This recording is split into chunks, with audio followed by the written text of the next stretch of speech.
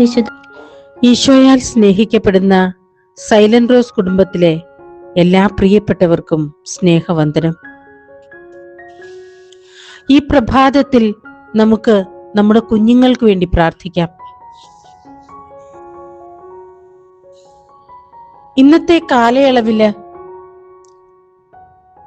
ഒരു വ്യക്തിക്ക് ലഭിക്കാവുന്ന എല്ലാ സൗഭാഗ്യങ്ങളും അനുഭവിച്ച് തന്നെയാണ് ഭൂരിപക്ഷം കുഞ്ഞുങ്ങളും വളർന്നു വരുന്നത്.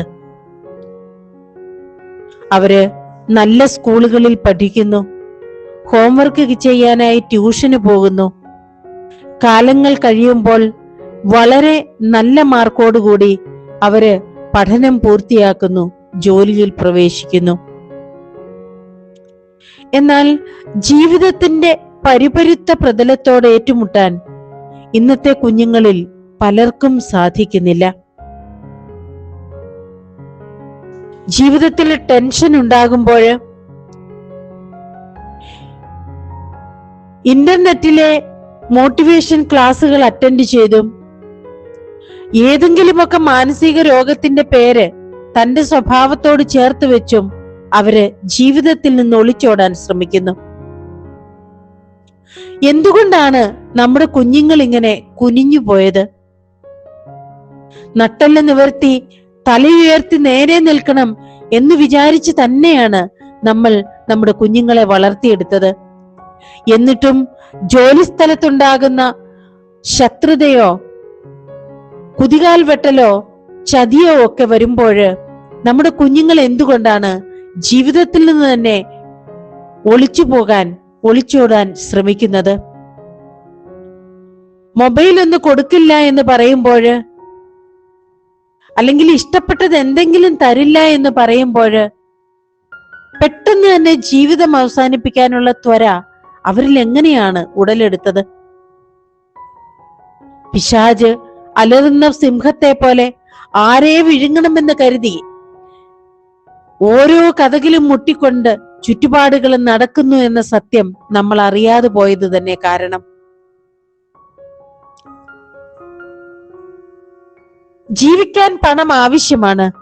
എന്നാൽ നമ്മുടെ ജോലി തിരക്കിൽ ആവശ്യമുള്ളതെല്ലാം നൽകുന്നത് നമ്മൾ മറന്നുപോയില്ല.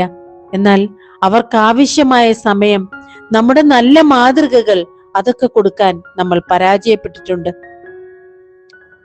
എത്രയോ വീടുകളിൽ കുഞ്ഞുങ്ങൾ ഒറ്റയ്ക്കാകുന്നു. വളർന്നു വരുമ്പോൾ അവർക്ക് മറ്റുള്ളവരുടെ സഹവാസം തന്നെ ഇഷ്ടപ്പെടാതിരിക്കുന്നു. ചില ചെറിയ കുട്ടികള് പ്രീ സ്കൂളിൽ എത്തുമ്പോൾ മണിക്കൂറുകൾ അവർക്ക് ഒരു മുതിർന്ന ആളുടെ അരികിൽ ഇരിക്കാൻ കഴിയും. എന്നാല് തന്റെ സമപ്രായക്കാരോട് ചേർത്ത് വെക്കാൻ ശ്രമിക്കുമ്പോൾ വാവിട്ട് കരയുന്ന എത്രയോ കുഞ്ഞുങ്ങളെ കണ്ടിരിക്കുന്നു. ജീവിതത്തില് മറ്റുള്ളവരൊന്നും വേണ്ട, പണം മാത്രം മതി എന്ന ചിന്ത നമ്മളിലേക്ക് കടന്നു വരുമ്പോഴാണ് ഇത്തരം ദുരനുഭവങ്ങൾ മക്കളിൽ നിന്ന് നമുക്കുണ്ടാകുന്നത്. ജീവിതത്തിന്റെ വെല്ലുവിളികളെയും തോൽവികളെയും ഏറ്റുവാങ്ങാൻ പഠിക്കുമ്പോഴാണ് യഥാർത്ഥ വിദ്യാഭ്യാസം പൂർത്തിയാകുന്നത്. കുനിഞ്ഞിരിക്കുന്ന നമ്മുടെ മക്കളെ നിവർത്തിയെടുക്കാൻ ഇനി നമുക്ക് കഴിയില്ല. അത് തമ്പുരാന്റെ കരത്താലെ മാത്രം കഴിയുന്ന ഒന്നാണ്. അതുകൊണ്ട് മനസ്സുരുകി നമ്മുടെ മക്കളെ, അവരുടെ ജീവിതത്തിലെ പ്രശ്നങ്ങളെയൊക്കെ തമ്പുരാന്റെ മുൻപിലേക്ക് നമുക്ക് സമർപ്പിക്കാം. കർത്താവേ, കുഞ്ഞുങ്ങൾ എന്റെ അടുക്കൽ വരിക എന്ന് നീ പറഞ്ഞിട്ടുണ്ട്. നിന്റെ കാരുണ്യത്തിന്റെ കരങ്ങൾക്കുള്ളിലേക്ക് ഞങ്ങളുടെ കുഞ്ഞുങ്ങളെ ഞങ്ങൾ സമർപ്പിക്കുകയാണ്. ദൈവമേ, അവരായിരിക്കുന്ന അവസ്ഥയിൽ അവരുടെ എല്ലാ ബുദ്ധിമുട്ടുകളോടും കൂടി ഞങ്ങൾ അങ്ങേക്ക് സമർപ്പിക്കുന്നു. അവര് തകർന്നു പോകാതിരിക്കാൻ, അവര് തെറ്റായ പാതയിലേക്ക് നീങ്ങിപ്പോകാതിരിക്കാൻ അവിടുന്ന് വലത്ത് കൈകൊണ്ട് താങ്ങണമേ.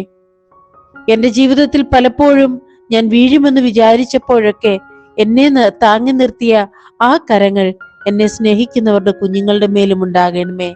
ആമേൻ.